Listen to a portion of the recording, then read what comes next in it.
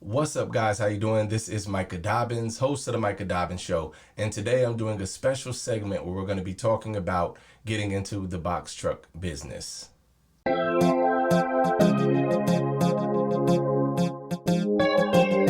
Now, there are several of you who have written or had interest in driving box trucks. People have called me or tried to talk to me, and I've been in this delivery service business since 2016. I could tell you about the highs, the lows, the ups and downs, and all that comes with running your own business, both with cargo vans, box trucks, etc. And I also, for those who know, also have a brokerage where I broker for 53 footers. So let me tell you this up front.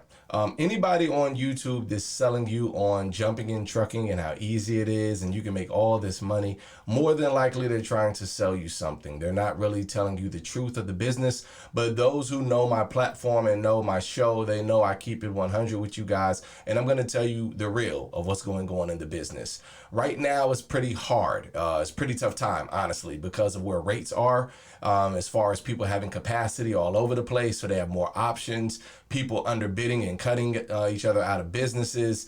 This is really like one of the worst times for you to try to jump into trucking realistically. But it also could be a good time if you have the right instructions and you know what you're doing. So I'm saying this with all sincerity. I don't want to set you up for failure. I don't want to sell you a dream and have you thinking you're just going to sign up overnight and make all this money, when a lot of times that's just not how it goes. If you look around, you'll see a lot of people selling their box trucks and other vehicles on Facebook marketplaces, through Craigslist and other means, because it has been a bloodbath of a business since the end of the pandemic.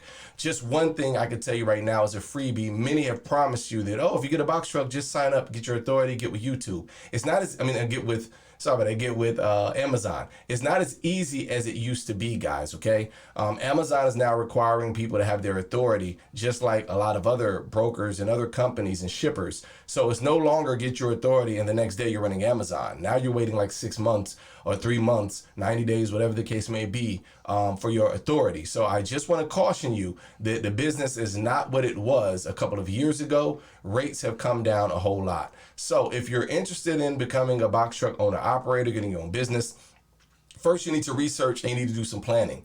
You need to have an understanding of what the business is, how it works, who the major key players are. If you've never entered into this business, it can be very tough. It can be very tricky, especially when it comes to getting shippers or customers to trust you with their freight. If you don't know the lingo, when they talk about white glove treatments or 8125s or bill of ladings or other things, detention, tow new, if you're not familiar with these phrases, people will be able to pick up quickly that you're a novice and you may not be able to get their work, just being honest. So you need somebody with the tools, the experience to help guide you through it, to help you understand the importance of it. Some of you may want to drive a box truck over 26,000 pounds, for instance. You got to have a commercial driver's license, a CDL for that. If you're driving it under 26, you could get away with a 26 or a 24 footer or a 16 or a 10 footer without a CDL. But this is another thing that's a barrier for some. Buying a truck that's over 26,000 gross and you don't have a CDL to drive it. Now you're stuck with a vehicle and you can get in legal trouble.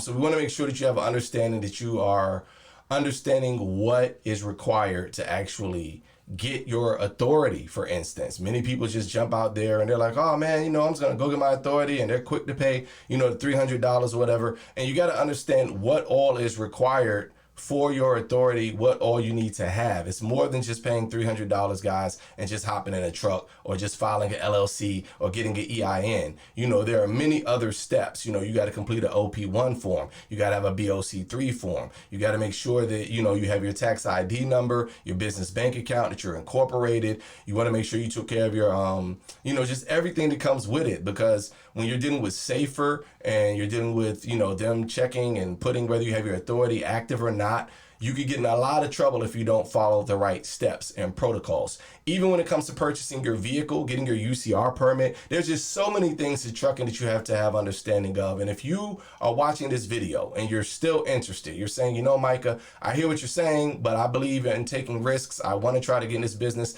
Make sure you leave a comment.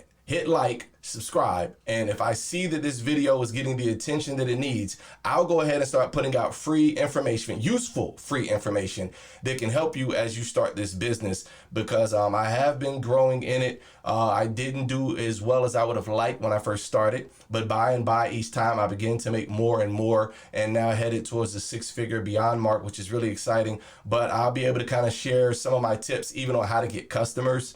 I've been able to acquire customers and been able to service various industries, from medical shipments to other things. So if you're interested, again, hit like, share, subscribe, let me know, leave a comment, and I'll get back to you and give you some information on it. But the main thing you need to understand is you need to do your research. You need to make sure you planned before you jump into this business. You need to decide if you're going to do local deliveries, if you're going to do long haul, if you're going to do specialized services. Well, you need a TWIC card. All of these are things that are going to come up in this industry. So you need to have a business plan that's solid, and a plan, a call to action that you can follow. And then if you need to, go ahead and get you a CDL that you need to prepare to do so.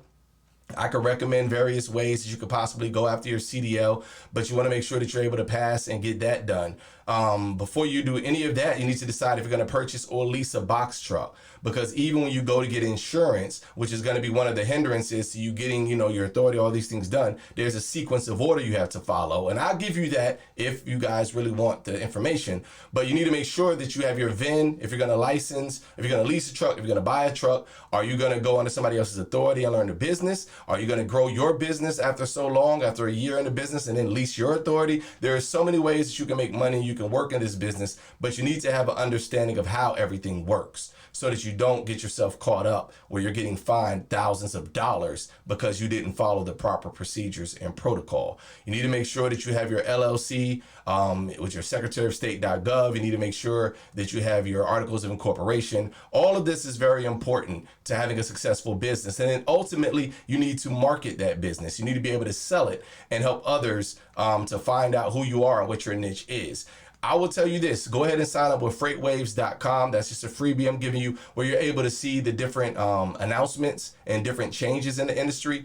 They could tell you, what flatbeds are paying versus what maybe dry vans are paying, or reefer units. And if you don't know what any of these words are that I'm saying, I would humbly ask you to start studying the industry that you are about to get into, because even in box trucking, there is a difference between having a reefer box truck or a dry van box truck. There are those that get stuck down there in Florida. If you drive, you know what I'm talking about, if you're not prepared with the right kind of truck to get the right kind of freight. Just wanted to give you guys a quick example just of the type of information that we'll be bringing forward on the Micah Dobbins Show going forward. So if you're interested in this industry, by all means, let me know, and I'll be more than happy to share more information. This is Micah Dobbins signing off.